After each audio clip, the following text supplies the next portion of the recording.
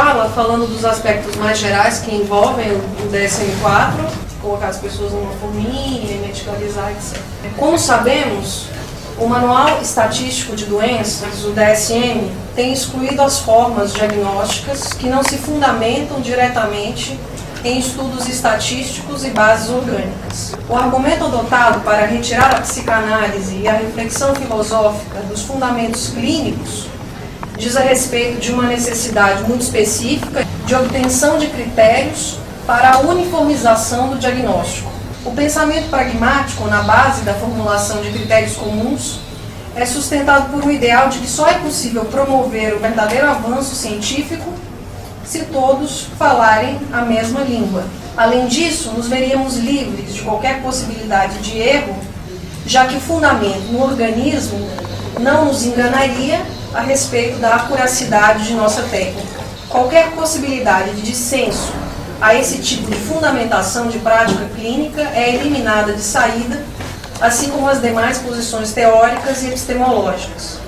Se a técnica aplicada na clínica nunca nos enganasse, talvez não tivéssemos tido avanços na psicanálise.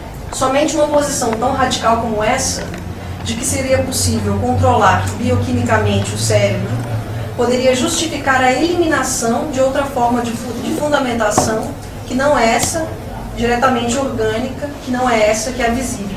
Foucault já chamou a atenção para o fato de que a clínica médica moderna está baseada nessa ferramenta, o olhar. Ele falará sobre o olhar, que, aliado a conjuntos técnicos, se tornam formas unificadas ao saber, as formas de poder saber. Entretanto, não foi a multiplicidade das formas de vida que tem convidado a uma variedade de técnicas, mas é a técnica tomada em sua rigidez que tem moldado aspectos da vida na sua aliança com o mercado. Por isso, ao criticarmos hoje os fundamentos orgânicos e estatísticos do DSM, é preciso lembrar que, infelizmente, a maior ilustração dessa forma de institucionalização da vida teve como palco, nas últimas décadas no Brasil, uma forte batalha de cunho político que propiciou o desmonte do lobby empresarial que dava assistência aos manicômios. Talvez seja preciso trazer os diagnósticos um pouco à terra, assim como ensinou Foucault, e dizer que eles não são inseparáveis das paixões e dos excessos. Os diagnósticos não são realidade sui generis, com a existência em si mesma. Significam, na verdade, uma forte inclinação, um objeto de amor, quanto também perturbações do ânimo que podem ser martirizantes. Gostaríamos de destacar a importância da escuta clínica como uma forma de renovação da crítica social, porque a escuta pode propiciar uma abertura da experiência. É possível fazer crítica social sem ter que se adequar a perfis pré-determinados ou levantar bandeiras de soluções salvadoras, o que sem dúvida são fundamentos de uma ética clínica que podem também servir à política. Que criticar não é apenas condenar uma forma de saber, não é apenas negar. Criticar é também levar os conceitos à exaustão, demonstrando a sua extensão e os seus limites. Conferir toda a culpa à biologia ou imputar as causas de sofrimento ao próprio diagnóstico nos impede de questionarmos profundamente a respeito das formas de sociabilidade marcadas pela violência e agressividade, muitas vezes inauditas. Sofremos também das nossas formas de reconhecimento, tem chamado a atenção Axel Honneth, porque essas figuras de reconhecimento que estão subpostas aos modos de socialização são ligadas a um modo de autorrealização no trabalho e também de expressão de afetividade no âmbito da família.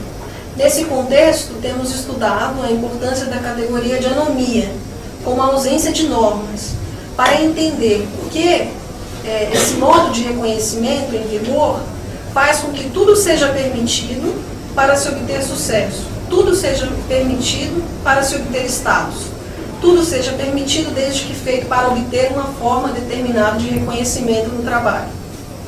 O que sobra dessa conta, desse modo de sociabilidade, muitas vezes é um sofrimento indeterminado e a solidão. Na verdade, então, assim, eu fiz uma reflexão sobre uma psicopatologia crítica, né? A partir de tentar pensar uma contribuição que a psicanálise poderia dar, digamos assim, para essa chamada pós-modernidade. E eu pensei assim, né, 3 cenários, na verdade, de discussão com relação ao primeiro cenário. Então, polêmicas, na verdade, em torno do DSM sempre existiram, né? O Leon Eisenberg, que é o professor da Universidade John Hopkins e da Escola de Medicina de Harvard, escreveu que a psiquiatria americana ela passou no final do século XX de uma fase de descerebrada para uma de desmentalizada. A Associação Americana de Psiquiatria, que é a APA, é quem prepara as edições do DSM, estabelecendo os critérios de diagnóstico para todos os transtornos mentais. As 2 primeiras edições, publicadas em 1952 e 1968, refletiam a visão freudiana de doença mental, porém, com o avanço das descobertas sobre as drogas psicoativas, a partir da 3ª edição, o foco mudou para o cérebro e os psiquiatras passaram a ter como referência a psicofarmacologia e a se interessar cada vez menos pelas histórias dos seus pacientes. O centro do tratamento passou a ser eliminar ou reduzir sintomas através dos medicamentos que alterariam a função cerebral. A questão mais polêmica envolve o apoio que os laboratórios farmacêuticos passaram a dar aos psiquiatras, tanto individualmente como coletivamente, direta ou indiretamente, com presentes e amostras grátis, refeições, ajuda de custos para participar de conferências, viagens. Então, o segundo cenário. Existiria uma ética da psicanálise, né, como proposta para refletirmos um caminho para uma psicopatologia crítica? A lei do imperativo da renúncia ao gozo estaria perdendo a sua sustentação simbólica diante da lógica do capital movido pelo apelo ao gozo. Segundo a autora, o que o apelo contemporâneo ao gozo faz é dificultar o reconhecimento da lei, ou seja, a dificuldade de reconhecer que o gozo pleno é impossível e que o apelo moderno, a sua busca constante, produz mais angústia e mais violência.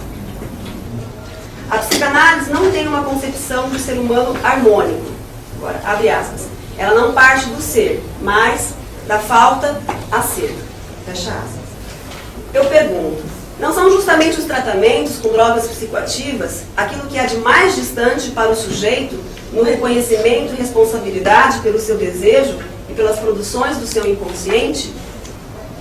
Outra forma em que a psicanálise é convidada, segundo Maria Rita Kell, a trazer respostas para o sofrimento e a crise ética é, abre aspas, a de colocar a palavra a trabalhar, tentando escutar e acolher os efeitos que ela produz nos indivíduos e na sociedade.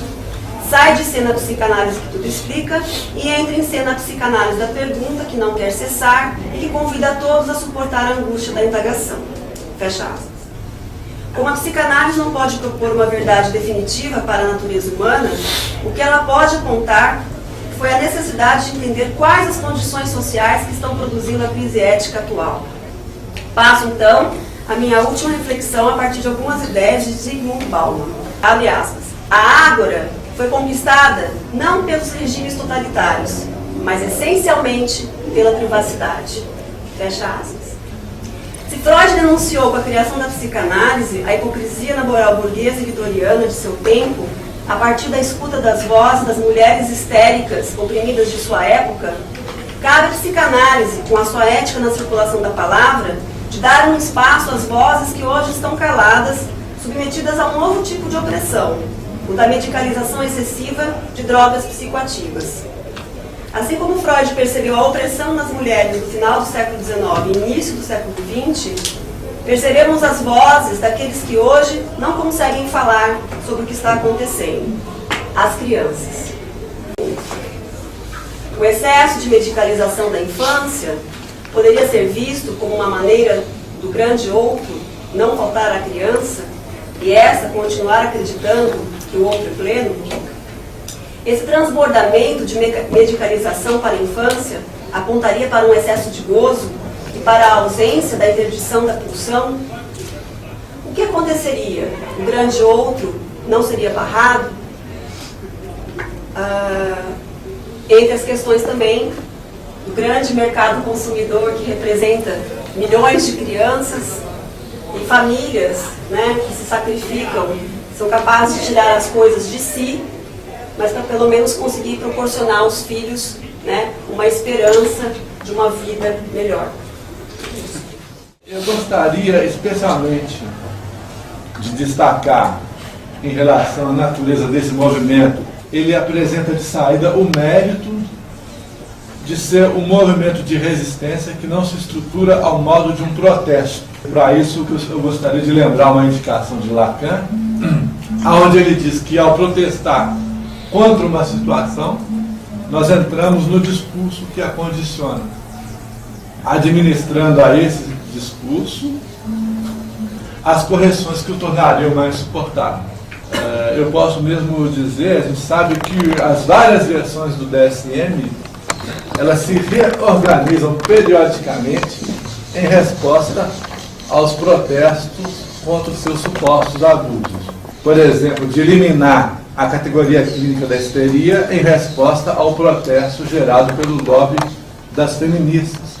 E que, nesse sentido, não nos cabe protestar contra o discurso do DSM, ofertando aos seus sempre simpáticos idealizadores os meios de transigir com a nossa clínica, porque eu acho que nós temos que ser intransigentes em relação a isso.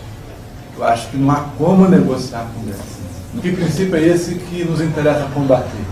Eu diria que esse princípio ele é algo que se deixa reconhecer como um fato clínico, com o qual nós facilmente nos deparamos em nossa prática de transmissão. Se coloca deliberadamente de lado qualquer esforço de se situar logicamente o sintoma como resposta do sujeito ao mal-estar que o aflige, para somente reter o que se deixa codificar segundo os parâmetros de uma prática que deve cada vez mais se submeter a avaliações de produtividade para prestar conta aos poderes que a subvencionam.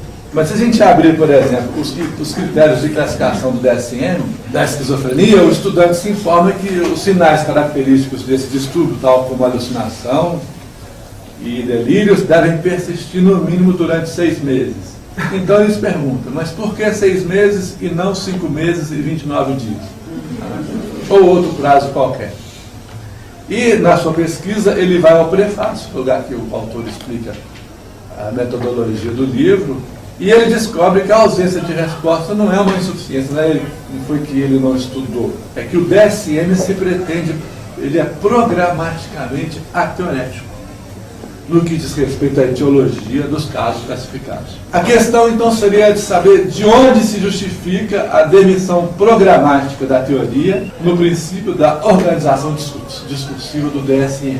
A resposta é porque a ciência, responderão por certo os positivistas adeptos ao que a gente conhece como sendo o empirismo baconiano, a ciência nessa versão, ela deve permanecer estritamente próxima do fato empírico e deve, para tanto, minimizar ao máximo toda inferência decorrente de uma teorização prévia. O fato é que nos 4 séculos que nos separam da doutrina de Francis Bacon, a história nos demonstrou a exaustão, a impossibilidade de se estabelecer fatos científicos sem teoria. O DSM pode não se constituir como uma ciência, mas você há de convir que uma classificação deliberadamente ateorética favorece o maior consenso entre pesquisadores de distinção, de distintas orientações doutrinárias. Mas desde quando, eu perguntaria a esse idealizador, desde quando que a ciência depende do consenso para se constituir? Se fosse depender do consenso, nós até hoje seríamos geocentristas e criacionistas. Então, o que na verdade unifica uma comunidade de pesquisa não é esse paradigma cujo sucesso depende menos do consenso prévio do que do poder de persuasão resultante da sua fecundidade. Então, nessa perspectiva, nós podemos dizer que o DSM se assemelha mais a uma imposição de consenso do que de um consenso. Nós vivemos, então, a época dos sintagmas cada vez mais gastos, do amor líquido, da modernidade irônica, da inexistência do grande outro. Eles vão reiterar cada um o que a percepção que se tem de um mundo em que o efêmero se materializa na dissolução da crença, na dissolução progressiva de qualquer coisa que sustente um semblante. E se todos os contornos podem ser então apagados, somente restaria ali o fundo sem fundo da dispersão generalizada no qual as listagens, sempre provisórias, entram no lugar do que seria um esforço de articulação do pensamento. Quem dá as cartas, então, no serviço altamente lucrativo da saúde mental não é mais o médico, é o gestor do laboratório. O DSM responde fornecendo a esses gestores os procedimentos controláveis por meio de uma codificação arbitrária.